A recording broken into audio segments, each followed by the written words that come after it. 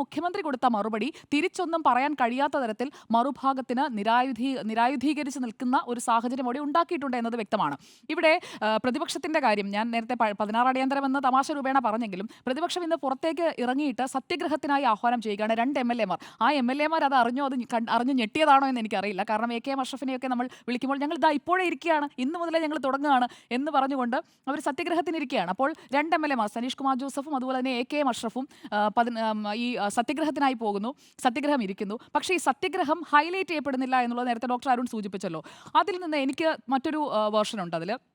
കാരണം മുഖ്യമന്ത്രി പറഞ്ഞു വന്നപ്പോൾ പോലീസ് എന്ന് പറയുന്നത് വലിയ ഒരു സേനയാണ്, അതിൽ കുറച്ച് പേർ തെറ്റ് ചെയ്യും, ആ തെറ്റ് കണ്ടെത്തേണ്ടത് ആ സേനയുടെ തലപ്പത്തുള്ള ആഭ്യന്തരമന്ത്രി കൂടിയായ മുഖ്യമന്ത്രിയല്ലേ. മുഖ്യമന്ത്രിയിലേക്ക് അല്ലെങ്കിൽ മുഖ്യമന്ത്രിയുടെ തൊട്ട് താഴെയുള്ള DGP മുതൽ താഴേക്കുള്ള ആ ഒരു സിസ്റ്റം എന്ന് പറയുന്നത് പ്രവർത്തിക്കുന്നത് എങ്ങനെയാണോ ലെയർ ബൈ ലെയർ ആയിട്ടാണ്. ആ ലെയറുകളിലൂടെയൊന്നും ഈ കാര്യങ്ങളൊന്നും അവിടേക്ക് എത്തുന്നില്ലേ? മുഖ്യമന്ത്രി ഇതൊന്നും അറിയുന്നില്ലേ എന്നുള്ളൊരു ചോദ്യമുണ്ട്. കാരണം മുഖ്യമന്ത്രി എപ്പോഴും ഇറങ്ങി രക്ഷാപ്രവർത്തനം നടത്തണം. അത് പൂച്ചട്ടി വെച്ച് തലക്കടിച്ചതിനായാലും ഈ കേസിലായാലും എല്ലാത്തിലും മുഖ്യമന്ത്രി ഇറങ്ങി രക്ഷാപ്രവർത്തനം നടത്തണം. അത് നന്നായി സ്റ്റേജ് മാനേജ് ചെയ്യുന്നുണ്ട് മുഖ്യമന്ത്രി എന്നുള്ളതിൽ അദ്ദേഹത്തെ അപ്രീഷിയേറ്റ് ചെയ്യേണ്ടതാണ്. അദ്ദേഹം കൃത്യമായി അത് മാനേജ് ചെയ്ത് വിടുന്നുണ്ട്. പക്ഷേ നടക്കുന്ന കാര്യങ്ങൾ, താഴെത്തട്ടിലേക്കുള്ള പല കാര്യങ്ങളും മുഖ്യമന്ത്രി അറിയുന്നില്ല. ഇപ്പോൾ വിവരാവകാശം കൊടുത്തിട്ട് വേണോ പീച്ചിയിലെ ഈ സംഭവത്തെക്കുറിച്ച് മുഖ്യമന്ത്രിയിലേക്ക് വിവരങ്ങൾ എത്താൻ?